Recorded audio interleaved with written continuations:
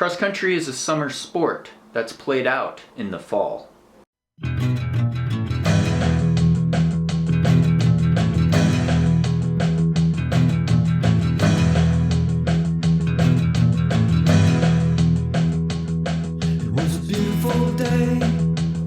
Hi there, Coach Sage Canaday of SageRunning.com here with another training talk. Today we're going to talk about how to run a faster 5K, specifically how to crack the magical 15-minute barrier for 5K.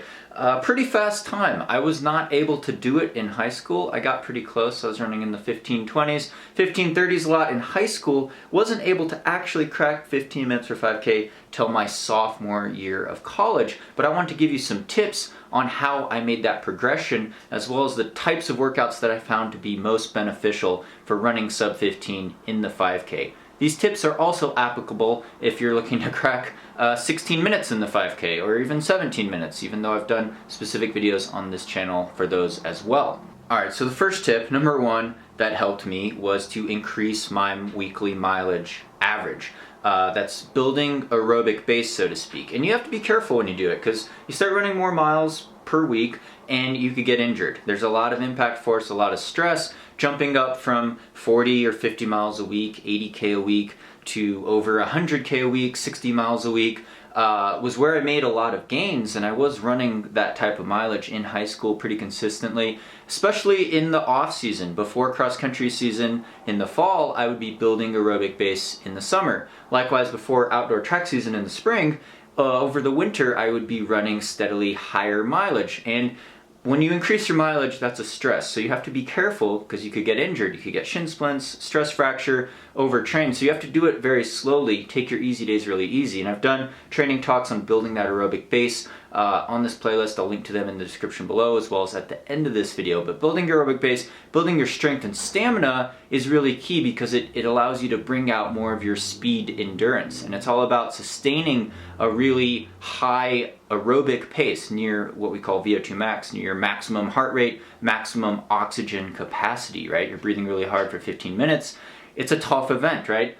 15-minute 5K, 3 minutes per kilometer. You have to break that pace, or about 450 per mile pace. So, but you know, I'm doing a lot of easy runs over 7-minute per mile pace, or over 420 per kilometer pace. So a lot of conversational pace running in the off season to build that higher mileage up without getting injured.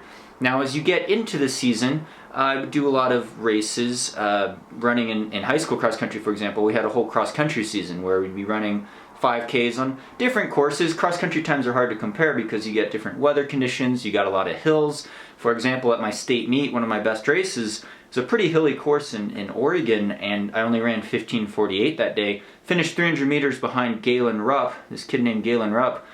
He was the only guy that cracked 15 minutes on our state meet course our senior year of high school, but he ended up running 13:36 later on that track season, right after he graduated when he was 18 years old. So Galen Rupp, obviously a phenomenal runner. I was 300 meters behind him, running 15:48 on my state meet course. But even back then, I was running up to 70 miles a week, usually more 50 miles a week, 80K a week. And that's not just a magical number. You could do it, if you're more talented, you could do it on less mileage. Likewise, it might take you much higher mileage to actually do it. And when I actually cracked 15, I was already running over 100 miles a week, or 160K a week, which is a lot of miles. It's a lot of volume, right? But the magical workouts that help get you there, besides the genetic component, is doing things like you have these easy pace mileage aerobic base, and then you start throwing in something like what we call tempo runs or threshold training. Got a whole playlist on that too. But stuff that's more like half marathon pace, projected half marathon pace, or even slower than what you might run for a 10K. You're doing like a 20-minute steady state tempo run at 80% effort, right? It's like 8 out of 10 on the pain scale. So that's building up your stamina and endurance. You're still doing things like 4 times 100-meter strides, 6 times 100-meter strides, a couple times a week to work on that finishing kick, right? You may even be doing some hill sprints or some faster 200-meter things, but nothing that's really hard. And this is the thing I learned in high school versus college running and running faster 5Ks. Finally, under 15 minutes, I eventually got down to 14:29, but the first time I cracked 15 was my sophomore year in college. I ran 14:48.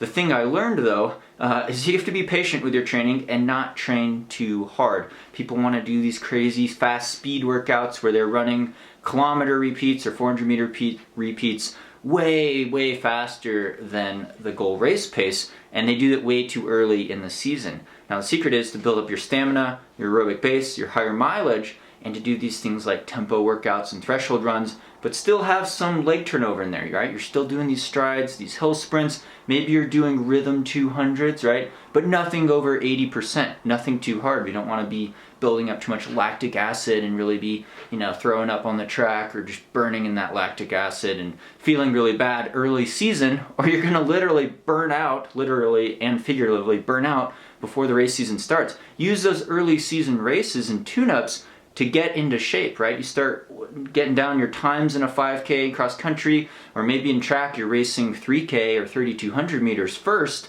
or even the mile, 1,600 meters, and working on that shorter distance speed, and then you extend it up to running that peak 5K performance. It's harder if you're coming down from the 10K, but that's probably not a distance you'd be competing in first anyway. Now for key workouts, the key workouts that I found really helpful, besides using races to get you into shape, were things like what we call VO2 max workouts, or 1,000 meter repeats mainly.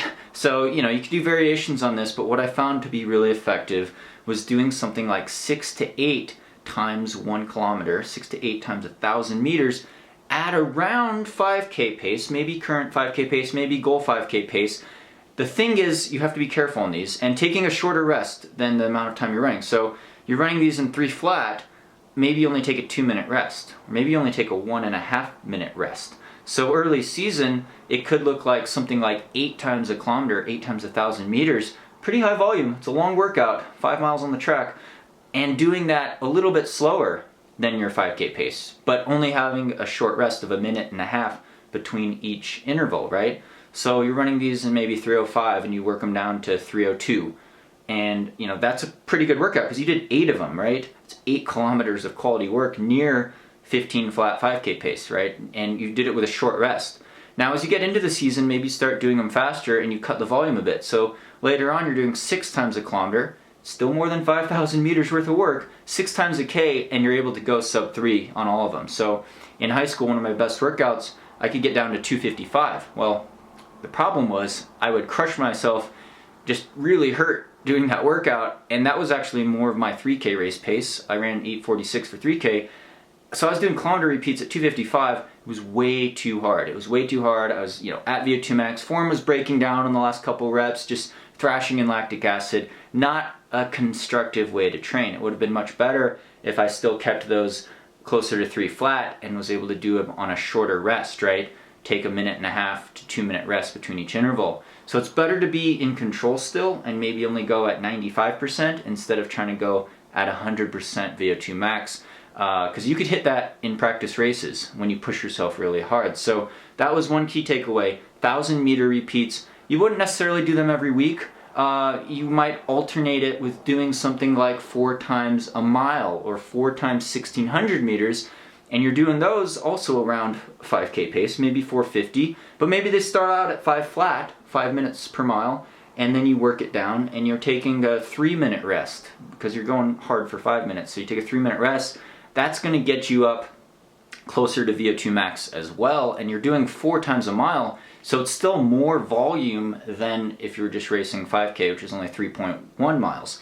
So it's getting in that extra strength, and mile repeats are really hanging out there, right? 4 laps on a track, 1,600 meters. We're going to say that's a mile. I know it's 1,609 meters, but 1,600 meter repeats, you're really hanging out there, and you're running maybe slightly slower than 5K pace, but pretty close to it, right?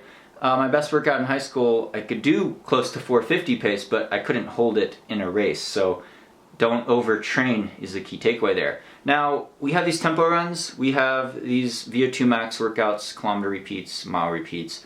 The next notch faster is to do something closer to mile race pace or 1,500 meter race pace, but maybe not even quite that fast. We'll go to 400 meter repeats and we'll do a high volume of them. So what I found really effective in my training was to do something like 10, maybe even 12, sometimes in college we do 20 times 400 meter repeats. So pretty high volume, right? If you did 12.5 times 400 meters is 5K, right? So you're doing 5K worth of work or higher if you're doing 20 times 400. Maybe it's only 16 by 400. I don't know. It depends on your weekly mileage. But we're doing these 400 meter repeats. We're doing them faster than 5K pace. But we're not doing them like a miler would do them, or a middle distance runner, a 1500 meter specialist would do them, right? You know, those guys are doing them really, really fast. Maybe they're taking a 2-minute rest or a longer rest. We're talking about doing 400 meter repeats at just a couple seconds per lap faster than 5K pace. Maybe it's closer to 3K pace projected, or 2-mile race pace, maybe a little faster. And we're only taking a minute rest between each one, or maybe a minute 15 rest. So the rest is almost equal or less than the time that you're running hard, and you're working on leg turnover. You're working on what it feels like to move efficiently and fast at sub 3 minute per kilometer pace, or sub 72 second per 400 meter pace. So a lot of these I'd be running in about 70 seconds flat, a minute 10 per lap. Maybe get down to 68 seconds per 400, right? It's getting closer to what was my 3K pace, I guess, at the time, 8:30. So you're running these 400 meter repeats at a notch faster than the 72 second per lap, or the 3 minute per kilometer speed that you would need to crack 15 minutes for 5K. So 400 meter repeats, you could do variations on that. Sometimes they're 200 meter repeats, a little faster, but they're not crazy swimming in lactic acid types of workouts. You're taking enough rest, a minute rest between each one, that you could catch your breath, let your heart rate get down a bit, and then go back into it. And you're focusing on running with really good form. You're getting the legs turning at faster than goal pace, so it feels more comfortable. It's about improving your efficiency while also spiking your heart rate and getting some levels of lactate buildup, some levels of discomfort. But again, really not more than 8 or 9 out of 10 on the pain scale, not more than 80-85% type of overall effort, even though, you know, it's going to feel pretty intense in the last 100 meters of each 400 meter repeat, especially because you have to do 10 or 12 or 16 times 400 meters, right? It's a pretty high volume speed workout, but it's not pure speed, it's not all out speed. And so those are the types of workouts that really helped me crack 15 minutes for 5K and improve my 5K times. And your workouts, you want to change them over time. So, you know, once a week maybe you're doing 12 by 400 meter repeats and you're doing 8 times a kilometer. The next week maybe you're doing 4 times 1600 meter repeats, 4 times a mile, and then you're doing just 10 or 12 times 200, and it's a lot lighter of a workout, but it's a couple seconds faster in terms of pace. So you're mixing it up, and you're not always going super hard most of the season. Save that for your races. Save that for a whole cross-country season when you have to race 5K every weekend or every other weekend, or sometimes even twice a week. I know what it was like being in high school and in college, those dual meets and things like that.